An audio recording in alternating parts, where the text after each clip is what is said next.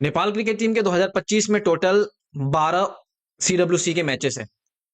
And ये matches आपको जून से स्टार्ट होते हुए जो है वो दिख जाएगा, जहां पर नेपाल क्रिकेट टीम स्कॉटलैंड जैसी टीमों के साथ में जो है वो मैचेस खेलेगी।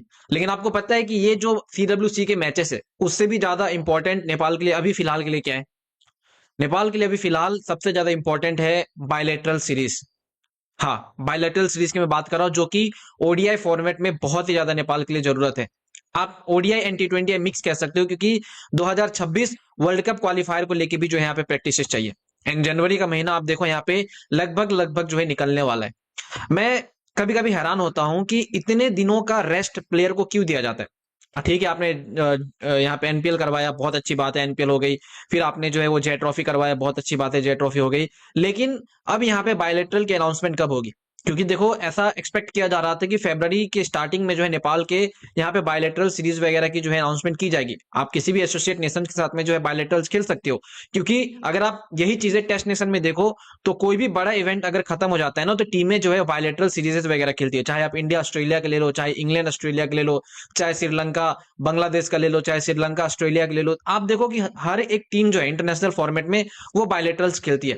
एंड मैं चाहता हूं कि नेपाल भी जो है अपने बायलेटरल्स, ठीक है आपके सामने टेस्ट नेशन नहीं आता है, लेकिन आपको जो है वो बायलेटरल्स एसोसिएट नेशंस के साथ ही खेलना है। अब आप लोग में से बड़े लोग कहोगे यार सारे प्लेयर तो जो है वो लीग मैचेस खेल रहे हैं, तो किनके साथ खेला जाए? देखो बहुत सारे ऐसे प्लेयर हैं जो अभी भी लीग मैचेस नहीं खेल रहे। जैसे अगर आप नेदरलैंड्स के बहुत सारे प्लेयरों को ले लो, वो लीग मैचेस नहीं खेल रहे, तो उनके साथ में आप बायलेटरल्स खेल सकते हो। ठीक है, स्कॉटलैंड के कुछ कुछ प्लेयर्स जो है वो बायलेटरल्स अभी खेल रहे हैं, लेकिन आप स्कॉटलैंड क्रिकेट टीम से बात कर सकते हो, आप आयरलैंड से बात कर सकते हो, आप जो है यहाँ पे बहुत सारी टीमें हैं जिससे आप बात कर सकते हो, हांगकांग वगैरह से आप खेलो। लेकिन ये चीजें मैं इसलिए कह रहा हूं क्योंकि आपकी प्रैक्टिसेस जो है वो रुकनी नहीं चाहिए।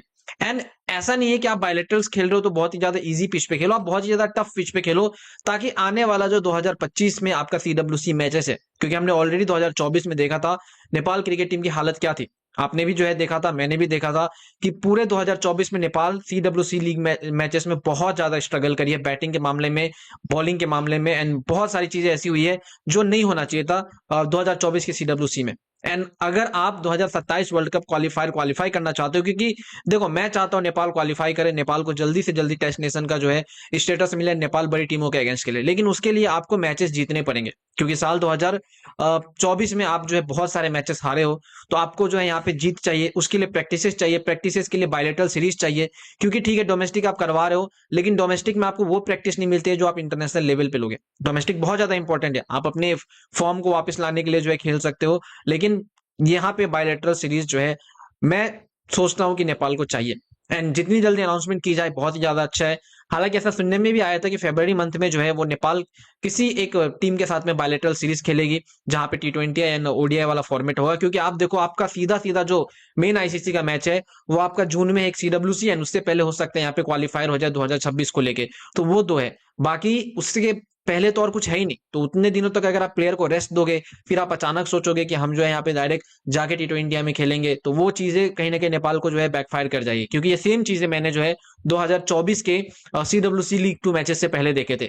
आपका वर्ल्ड कप खत्म हुआ था 2024 में, आप पूरे जून के बाद पूरे जुलाई अगस्त तक जो है अपने प्लेयर की प्रैक्टिस नहीं करवाई, ना ही कोई वहां पे डोमेस्टिक सर्किट था, ना ही प्लेयर कोई बायलेटरल सीरीज खेले। नतीजा क्या हुआ? सीडब्ल्यूसी लीग 2 में सितंबर महीने में 2024 में नेपाल हार गई।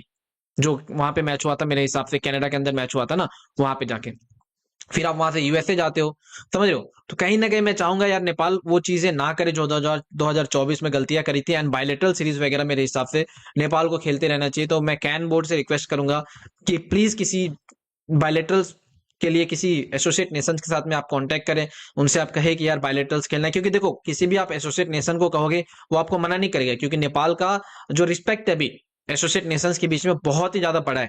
मैं अगर आपको कहूं, अगर नेदरलैंड को या आयरलैंड जैसी टीम को भी कहे ना नेपाल, तो वो आयरलैंड जैसी टीम खेलने के लिए रेडी हो जाएगी।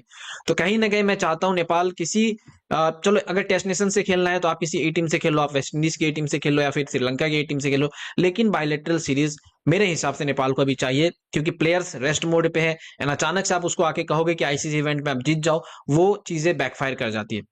बाकी इसको लेके आपका क्या सोच रहे हैं नीचे कमेंट में बताना, क्योंकि लास्ट नेपाल ने अपना बायलेटरल सीरीज, बायलेटरल क्या कहते हैं, CWC जो है वो अक्टूबर लास्ट एंड नवंबर के स्टार्टिंग में जो था वही खेला था। उसके बाद फिर उतने दिन का रेस्ट था, फिर एनपीएल स्टार्ट हो गया, फिर उसके बाद आप पूरा एनपीएल दिसंबर एंड उसके बाद जनवरी में जेट ट्रॉफी एंड फिर यहाँ पे भी प्लेयर रेस्ट में। बाकी इसको लेकर जो कुछ कहना आपका नीचे कमेंट सेक्शन में बताना। एंड मैं जेनुइनली जानना चाहता हूँ आप लोग इसके बारे में क्या सोचते हो। मैं चाहता हूँ यार नेपाल जीते, इसीलिए जो है मैं ये चीजें, ये वीडियोस जो है वो बनाते रहता हूँ, ताकि ये रिमाइंडर आप लोगों के मन में रहे कि क्या चीज इंपॉर्टेंट है।